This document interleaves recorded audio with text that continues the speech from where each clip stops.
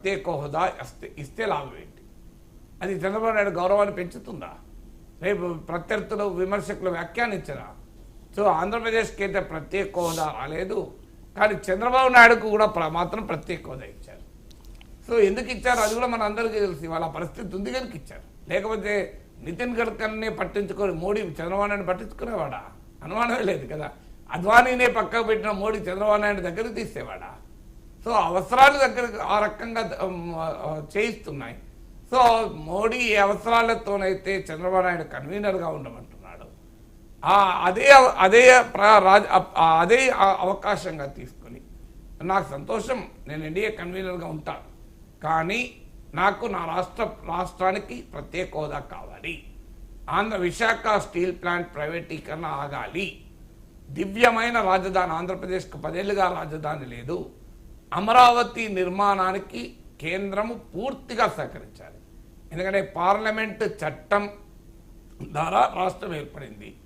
సీమాంధ్ర ప్రజల అభిష్టానికి భిన్నంగా పార్లమెంట్లో కాంగ్రెస్ బీజేపీలు కలిసి రాష్ట్రాన్ని విడగొట్టాయి.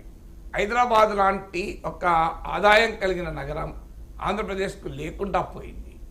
మరి ఇలాంటి పరిస్థితుల్లో రాజధాని కట్టడం మా పని కాదు,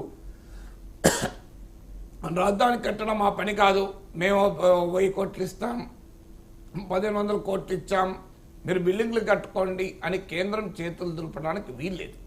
ఎందుకంటే ఆంధ్రప్రదేశ్ విభజనకున్న చారిత్రక పూర్వరంగం వేరు, ఇతర రాష్ట్రాల ఏర్పాటు వేరు. మీరు ఛత్తీస్గఢ్లో రాజధాని నిర్మాణాన్ని మేము ఇంతే ఇచ్చాం అనే ఆర్గ్యుమెంటు, జార్ఖండ్లో రాజధానికి ఇంతే ఇచ్చామనే ఆర్గ్యుమెంట్ ఆంధ్రప్రదేశ్కి వర్తించదు. ఎందుకు వర్తించదు అంటే సీమాంధ్ర ప్రజల అభిష్టానికి భిన్నంగా మీరు చేశారు. మీరు ఇప్పుడు ఛత్తీస్గఢ్, జార్ఖండ్, రాజధాని ఉత్తరాఖండ్ రాష్ట్రాలు ఏర్పడ్డాయి. ఆ రాష్ట్రాలు వారు కోరుకొని రాజధాని ఉన్న ప్రాంతం నుంచి విడిపోయారు. వాళ్ళు కోరుకున్నారు, లక్నో నుంచి మేము విడిపోతాం, మాకు ప్రత్యేక రాష్ట్రం కావాలని ఉత్తరాఖండ్లో ఉద్యమం జరిగింది.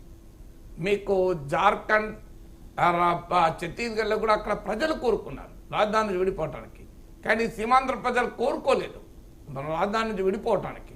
పైగా మేము విడిపోము అన్నారు. అయినా మీరు వారి అభిష్టానికి వ్యతిరేకంగా ఆర్టికల్ 3 మీకు అవకాశం ఇచ్చింది కనుక మీరు పార్లమెంట్ చట్టం ద్వారా చేశారు. మరి అలాంటప్పుడు ఆంధ్రప్రదేశ్కు ప్రత్యేకంగా మీరు సహకరించాల్సిన బాధ్యత కేంద్రంపై లేదా?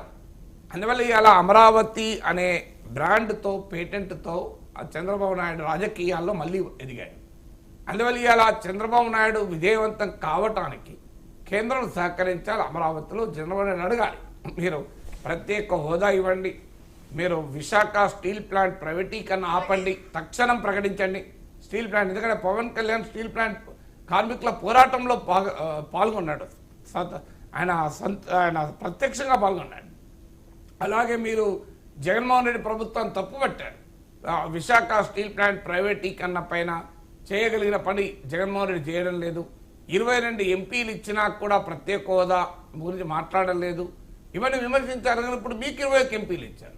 21 ఎంపీలే కాదు, జగన్మోహన్ రెడ్డికి 2019లో, చంద్రబాబు నాయుడుకు 2014లో లేని ఒక ప్రత్యేక పరిస్థితి కూడా ఇచ్చారు. ఎందుకంటే మీ మద్దతుతోనే అక్కడ మోడీ ప్రభుత్వంలో ఉన్నాడు.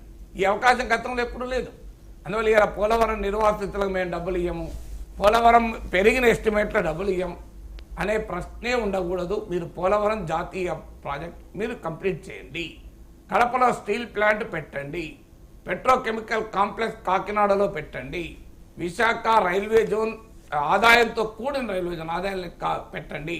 మీరు బెంగళూరు మెట్రోకు మీ రాజకీయ అవసరాలకు డబ్బులు ఇచ్చారు, కేరళలో పెరగడానికి కొచ్చిన్ మెట్రోకి ఇచ్చారు. మరి ఎందుకు విజయవాడ మెట్రోకి ఇవ్వరు? ఎందుకు విశాఖ మెట్రోకి ఇవ్వరు? ఆంధ్రప్రదేశ్కు విజయవాడ విశాఖ మెట్రోకి ఇవ్వాలి కదా కేంద్రం. సో ఆ మెట్రోలకు ఇవ్వండి. మీరు విశాఖ చెన్నై ఇండస్ట్రియల్ కారిడార్కు సహకరించండి. ఇలాంటి డిమాండ్లన్నీ కూడా చంద్రబాబు నాయుడు ఎన్డీఏ ముందు పెట్టాలి. చంద్రబాబు నాయుడు కాదు, పవన్ కళ్యాణ్ కాదు, ఈవెన్ బీజేపీ ఎంపీలు కూడా. ఎందుకంటే తెలుగు బిడ్డలుగా టీడీపీ లేదు, వైసీపీ లేదు, బీజేపీ లేదు, జనసేన లేదు, వాళ్ళు తెలుగు బిడ్డలు. ఈవెన్ నేను ఆంధ్రప్రదేశ్కే కాదు, చంద్రబాబు నాయుడు తెలంగాణలో ఉన్న వారికి కూడా నాయకుడే. ఎందుకంటే ఆయన తెలుగు జాతి కొరకు ఆలోచించే నాయకుడు నేను అనేకసార్లు చెప్పాను కదా. మరి ఇవాళ తెలంగాణ డిమాండ్ కూడా చంద్రబాబు నాయుడు ముందు పెట్టాల్సి ఉంటుంది. సో కనీసమైన ఆంధ్రప్రదేశ్ ముఖ్యమంత్రి కనుక తెలంగాణ గురించి తెలంగాణ ఎంపీలు చూసుకుంటారు. ఆంధ్రప్రదేశ్ ముఖ్యమంత్రి కనుక మీరు ఎన్డీఏ కన్వీనర్ కన్నా నాకు కావాల్సిందివి. ఒకవేళ ఆంధ్రప్రదేశ్కు ప్రత్యేక హోదా ఇవ్వకుండా చంద్రబాబు నాయుడుకే ప్రత్యేక హోదా ఇస్తే ఎన్డీఏ కన్వీనర్గా ఆంధ్రప్రదేశ్ ప్రజల ముందు చంద్రబాబు నాయుడు గౌరవం తగ్గుతుంది. కానీ చంద్రబాబు నాయుడు ఈ అవకాశాన్ని ఉపయోగించుకొని ప్రత్యేక హోదా సాధించి విశాఖ స్టీల్ ప్లాంట్ ప్రైవేటీకరణను ఆపి రాజధాని అమరావతి నిర్మాణానికి